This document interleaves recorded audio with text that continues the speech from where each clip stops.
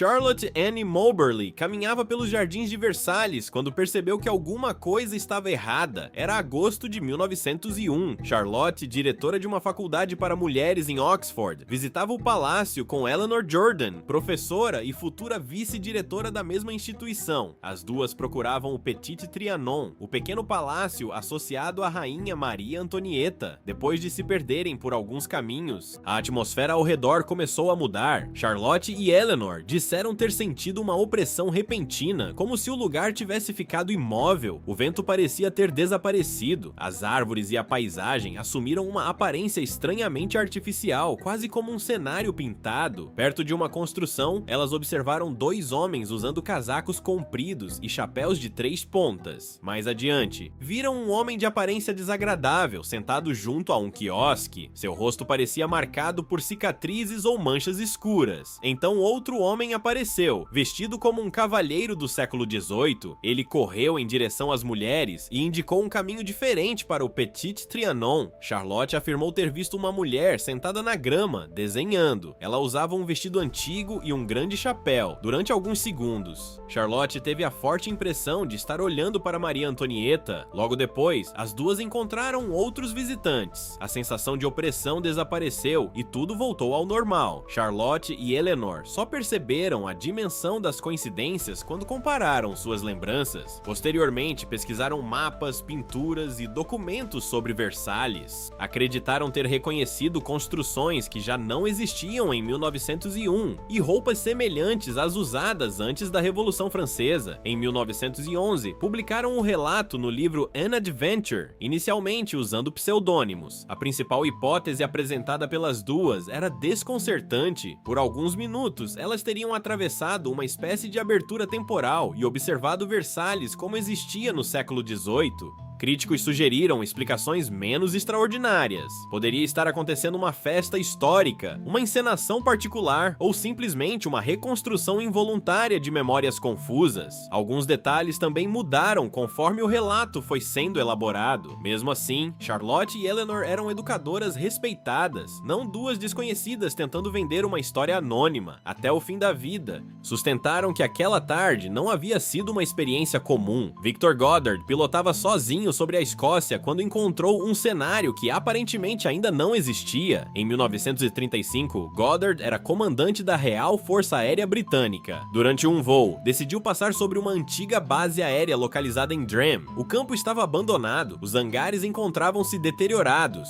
o terreno estava coberto pela vegetação e não existia qualquer atividade importante no local.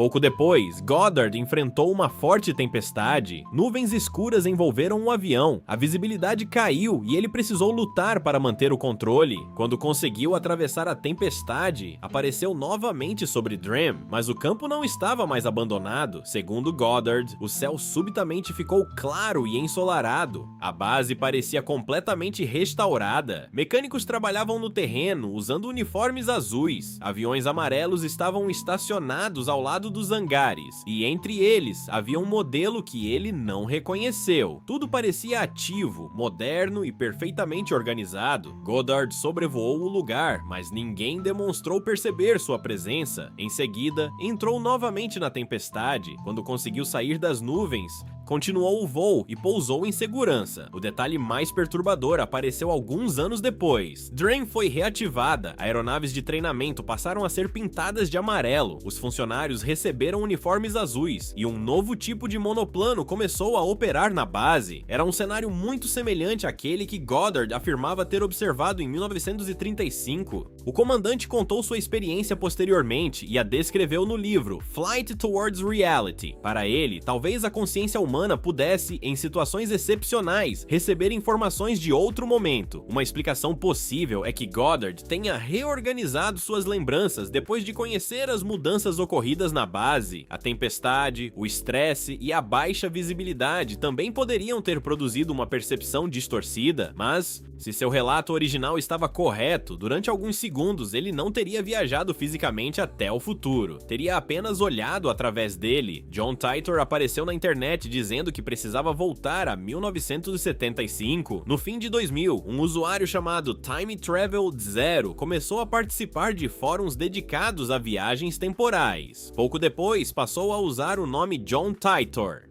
Ele afirmava ser um soldado norte-americano nascido em 1998 e enviado ao passado a partir do ano de 2036.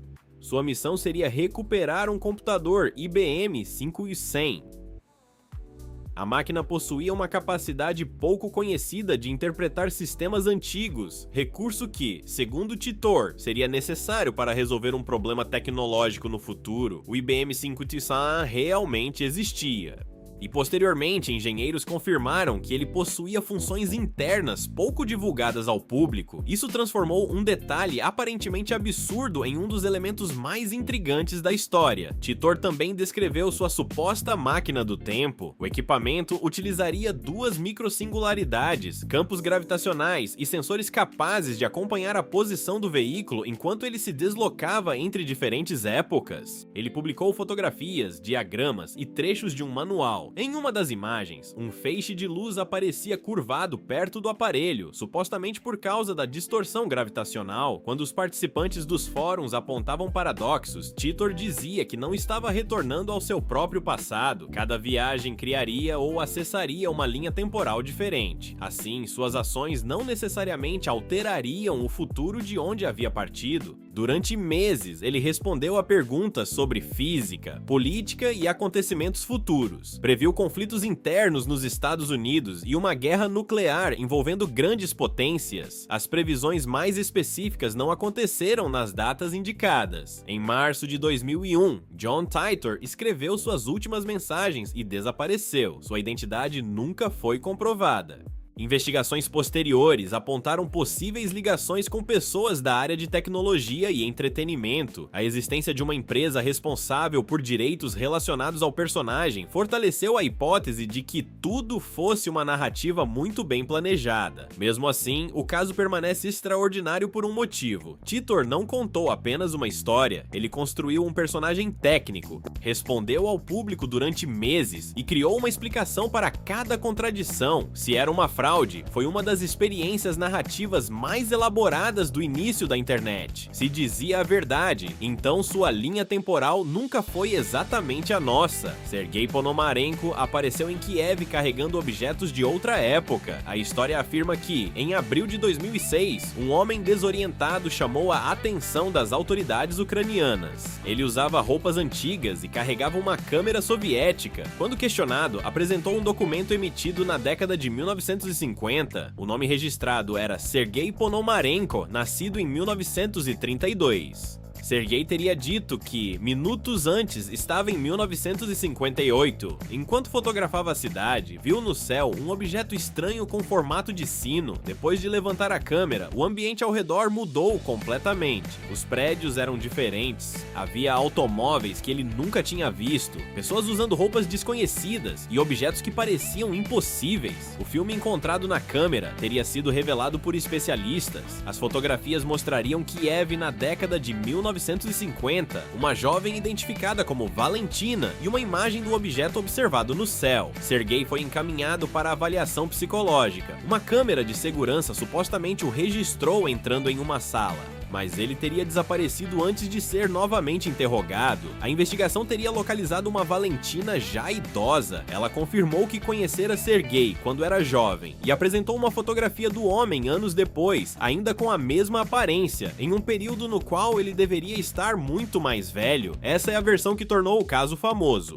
O problema é que quase toda a documentação disponível surgiu em programas de televisão e vídeos reproduzidos na internet. Não existem registros públicos sólidos que confirmem a investigação, o desaparecimento ou a autenticidade das fotografias. Também há indícios de que o caso tenha sido produzido como dramatização para um programa ucraniano sobre acontecimentos misteriosos. Sergei Ponomarenko provavelmente nunca atravessou o tempo, Mas sua história demonstra como um falso documentário pode ganhar nova vida quando suas imagens são retiradas do contexto e apresentadas como arquivos policiais verdadeiros. Andrew Carlson transformou $800 em centenas de milhões no momento exato em que cada decisão parecia impossível. Em 2003, começou a circular a notícia de que agentes federais norte-americanos haviam prendido um investidor desconhecido. Seu nome seria Andrew Carlson. Segundo a reportagem, ele havia realizado 126 operações consecutivas no mercado financeiro sem cometer um único erro. Em apenas 2 semanas, seu investimento inicial teria se transformado em mais de $350 milhões.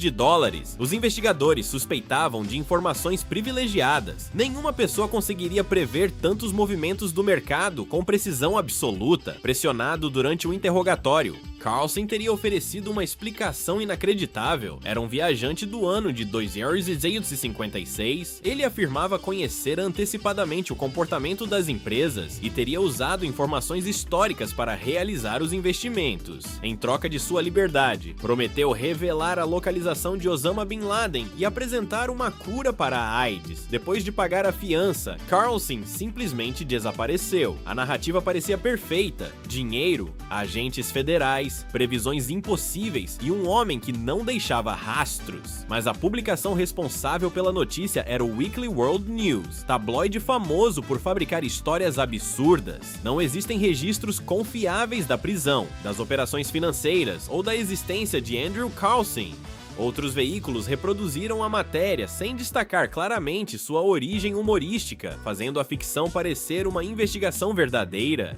Charlotte Moberly e Eleanor Jourdain deixaram um livro. Victor Goddard colocou sua reputação em risco ao relatar o que viu. John Titor deixou centenas de mensagens arquivadas. Sergei Ponomarenko apareceu em uma produção apresentada como documentário. Andrew Carlson nasceu nas páginas de um tabloide. Nenhum deles oferece uma prova científica de viagem no tempo. O que essas histórias revelam é algo diferente. Quanto mais uma narrativa mistura pessoas reais, lugares existentes, documentos antigos e detalhes técnicos, mais difícil se torna perceber onde termina o fato e começa a construção. Talvez ninguém tenha voltado do futuro, ou talvez a melhor maneira de atravessar o tempo sem ser descoberto seja deixar para trás uma história que todos acreditarão ser apenas uma invenção.